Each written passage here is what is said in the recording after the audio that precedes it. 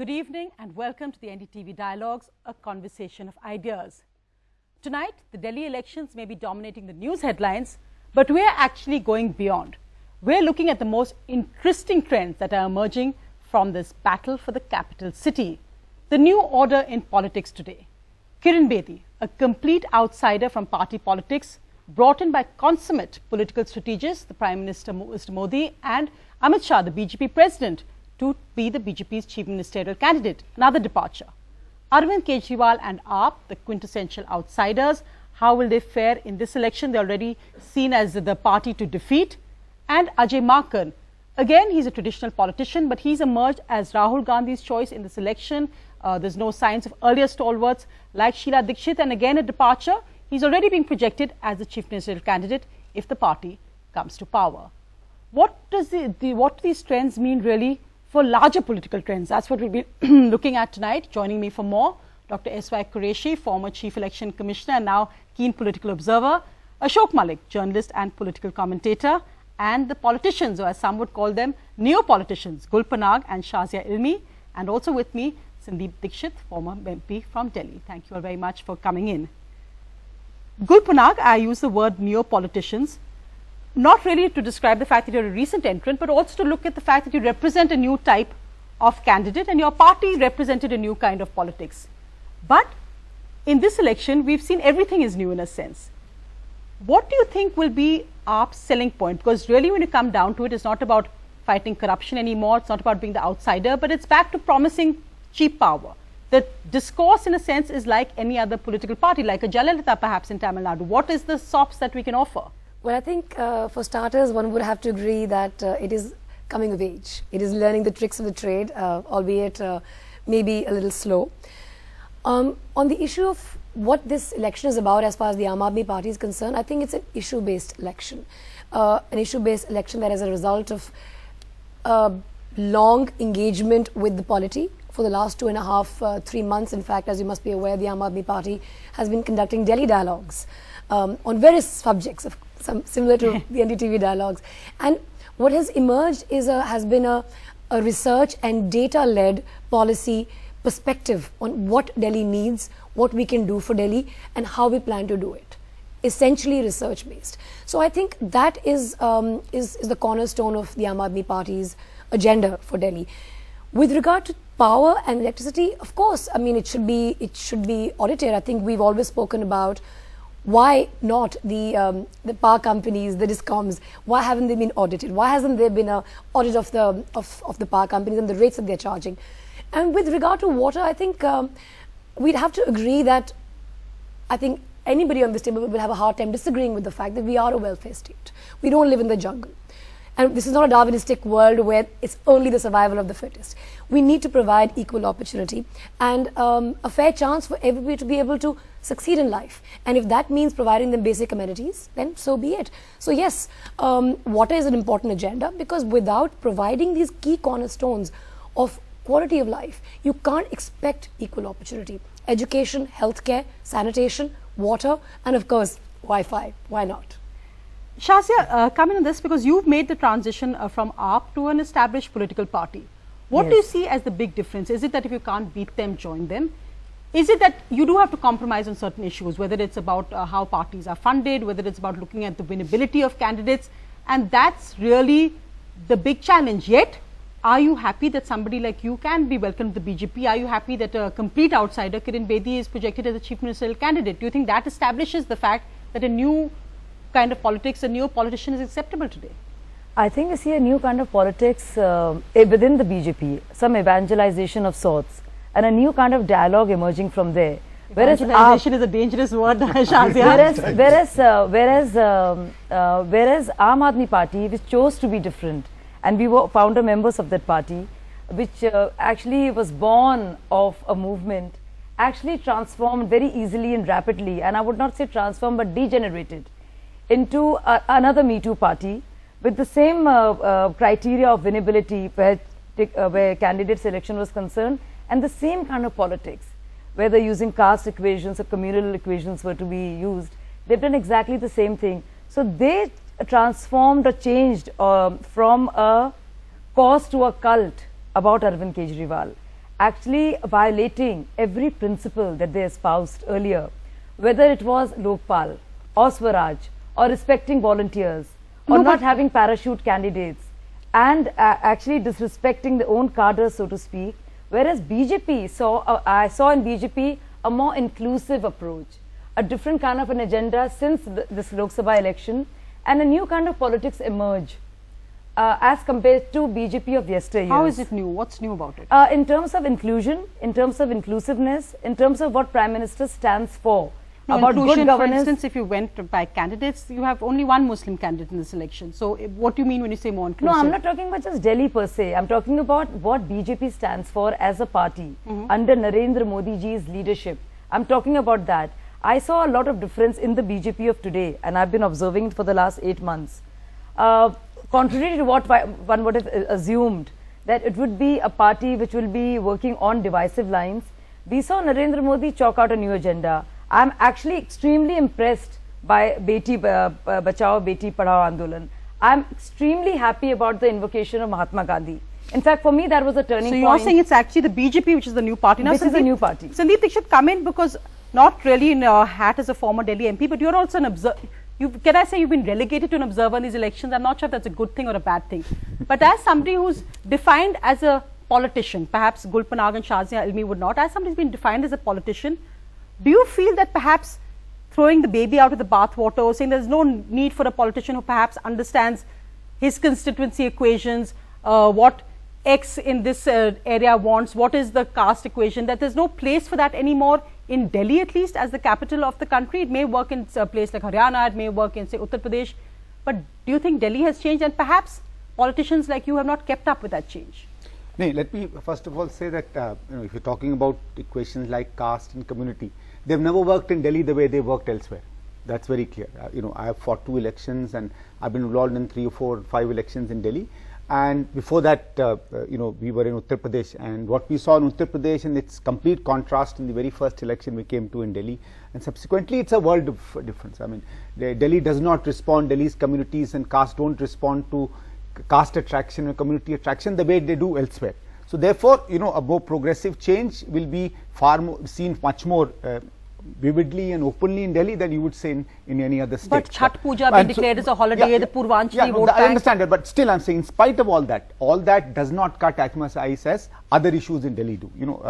If you still remember in the year not 1998, 2004, not 2004, the one before that, I think 2003, when Mrs. Dikshit won her election for the first time, almost everybody came out and said that it's Bijli Sadak Pani which has started reverberating in India. So in some senses, people suddenly started saying that perhaps Delhi and some other states are showing the way where development would also count. The same thing happened in 2009, in spite of the fact that there was that bombings just before that. And then, of course, things change, and in spite of development, other issues come forward, and then you can have different elections. So Delhi doesn't respond to many. But I would like to just pick on one other point which you asked the others and didn't ask me. Whether this is of outsiders coming in is really I don't think it's a change. I mean, same thing happened in N.T. Ramarao in Andhra Pradesh, or happened with the ASU in Assam. So there have been cases where under extraordinary circumstances, and when perhaps the current political systems have not been able to satisfy people or give a picture in which people are attracted to them, alternates come up, and there can be sometimes people completely new to politics, and sometimes people who've been kind of quasi-politicians. So they've been in and out of it. For example, Mr. Kejriwal has never been completely out of politics. He has been a kind of a quasi-politician for a long period of time. I think Shazia ji has been in and out of politics for a long time. So Gulpanag ji is somebody new, though. I must say that I feel very bad she's not, because she's one of my favorite actresses. So it's my loss her going to Aam Aadmi. But that's it. So but Kiran Bedi, for instance, Kiran Bedi is somebody who was not seen as a political involvement at all, and the BJP's made a big gamble. Please remember, she's been on the border of politics all the time. Her comments have almost always been political. She's always, look at the way she wears patriotism almost on her sleeve, and very often relates it with her own capabilities and what a capable or a patriotic person can do for the nation. So there's always been a tinge of politics in her, and nothing wrong in it. And I think, politics, the great thing is not reserved for just politicians. it's rubbed for anybody. It's a simple thing that when you come into politics, you become a politician. That's a separate issue. And unfortunately, there I agree with what Shazia said. I think Aam Aadmi Party is going into a line of just any other party is something that's happened faster than I was hoping it shouldn't have happened. That's what happened. In fact, Dr. Qureshi, I want to get you in, as I said, in your years in the election commission and on what people want. We keep talking about we want a new kind of politics, but it comes back to the winnability, and often you see the more entrenched parties which have the system, which understand the system, which win, and the BJP and in Chandigarh, of course, also when Gul had fought, we saw it. Again, there were two, Kiran Kher and outsider in a sense, but it was the party which had the cadre, which had the booth workers, which had the money power, would win, whether it was a BJP, Congress or any established political party. Do you think in Delhi, and this is where change can really happen, do you think that can change in Delhi when a party has come in which has brought online funding, fundraising lunches, which has got every paisa accounted for? Do you think that's the big new thing which is more transformative than the kind of candidates or chief ministers that we're talking about? Yes, of course. I think Aam Aadmi Party brought in a very new kind of politics in Delhi, and there were several reasons. For instance, their fight against corruption, the fight for Lokpal was welcomed by the people, because there is widespread corruption in the country, everyone knows that, and they're all fed up of it. At least they saw a ray of hope, and that's why they joined first Anna Hazare, then Aam Aadmi Party. And also the way they did their transparent fundraising. Election Commission has been demanding for the last 20 years that there should be transparency of political funding, because as I have often said that the elections unfortunately have become the root cause of all corruption in the country.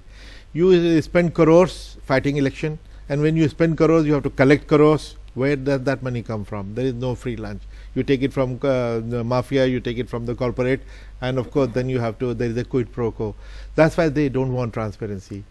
80% of the funding which political parties report to the Election Commission, the source is not known. Even the other 20%, only 5-7% are shown as donation. The rest is like their interest income or rent or things like that. So that is what needs to change. And we have been demanding it, but unfortunately all political parties have been refusing this kind of transparency. And what do we want? Very simple. One, that there should be an annual audit of every political party by an independent auditor.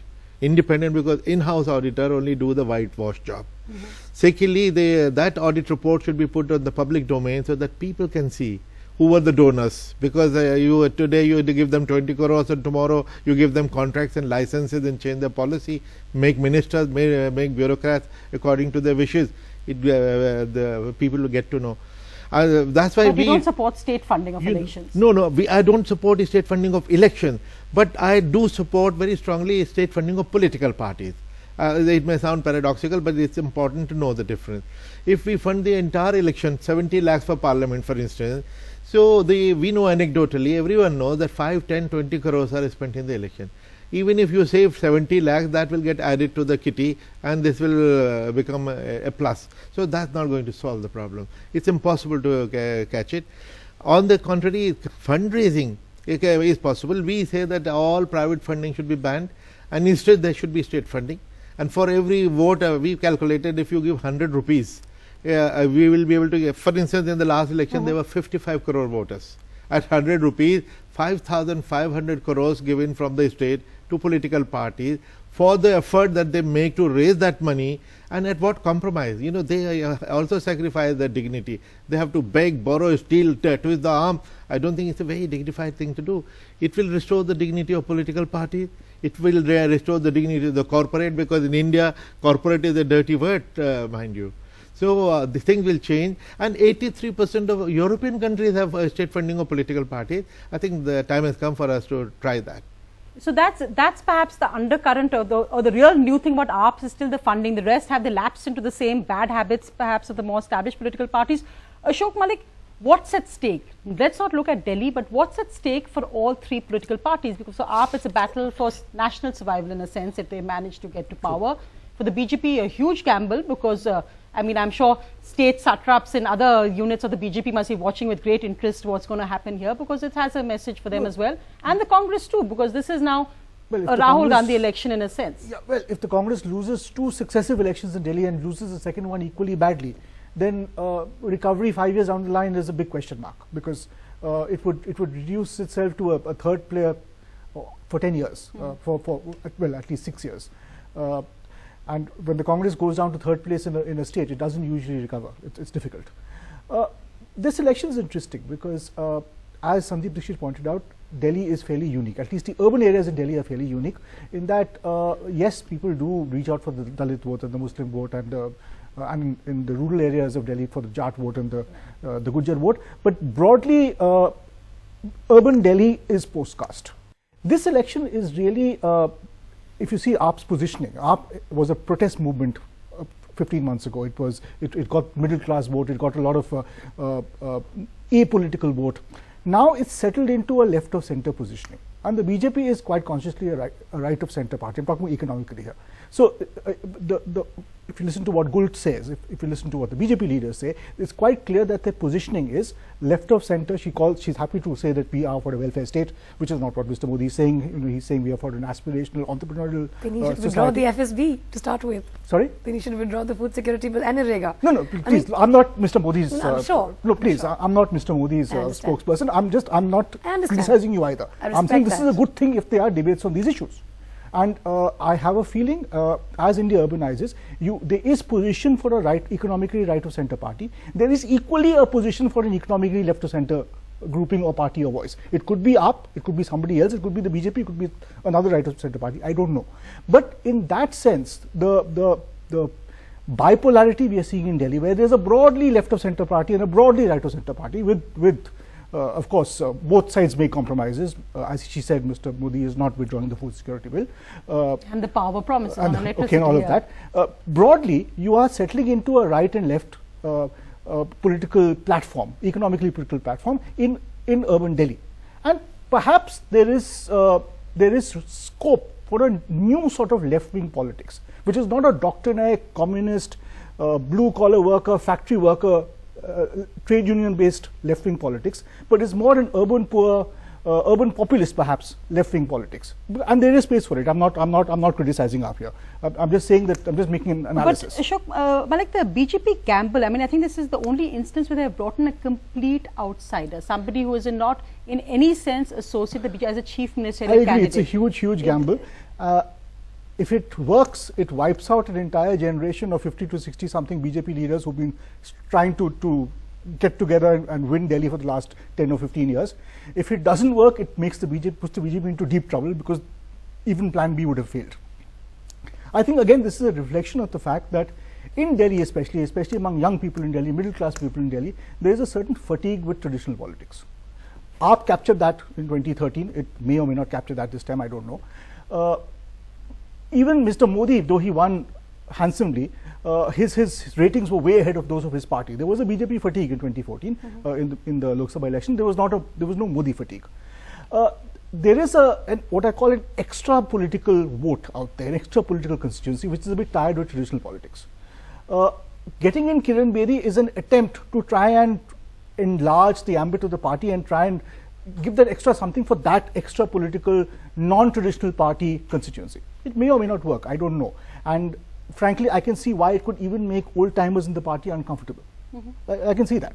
Let me bring in, I just want to bring in Gul Panag on this one aspect, because actually in the sense of Kiran Bedi appealing to a voter who may not be a BJP voter at all, I mean, in fact, Gul, frankly, if Kiran Bedi wasn't the BJP, maybe she's the kind of person you would have voted for as a young woman who looks at perhaps at a progressive woman as a role model. She's somebody who talks about women's safety, somebody who's got a career as an IPS officer. She's even from Chandigarh. Is Kiran Bedi the kind of person you'd vote for? Is it person versus party? Absolutely. If she wasn't in the BJP, because now that she is in the BJP, she represents a certain collective leadership. She represents a certain culture. She represents a certain ideology, and that automatically crosses her off my voting list if I were a Delhi voter. So individually, of course, you have supported Mr. Modi in the past when AAP wasn't there. We talked about Kiran Bedi's tweets, but you had also tweeted earlier. I would like to clarify this on record, and I think a channel like yours should give me the opportunity to do that. Of course. The tweet was, once you've been burnt in the frying pan, might as well jump into the fire. Next tweet, I'm for PM. I rest my case. Now, I've learned from that lesson and number my tweets now. Because just using that one tweet out of context and saying I supported Mr. Modi, yes, there was no choice at that point of time. That tweet is from June 2012, before the Aam Aadmi Party was born. So there essentially was no alternative. So it was a question of choosing, the way I put it at that point of time, between the devil and the deep blue sea, or the fire and the frying pan. But yes, the only lesson I've learned from that is numbering tweets so that they may not be chosen out of context like this. But raising the point which Shazia had also raised about how AAP has perhaps lost its USP, the fact is that there have been candidates, and I think people within AAP have also expressed this, it's gone to your internal Lokpal, Admiral Ramdas, that there have been candidates who said that they've come in because of money power. There have been candidates who've come in because of the caste or community they may be from. So even for AAP, it's about winnability now. So how is AAP different in that sense? You just said it yourself. This party actually has an internal Lokpal and a man of the repute of Admiral Ramdas. So when there are charges that are brought against a prospective candidate, they are dealt with.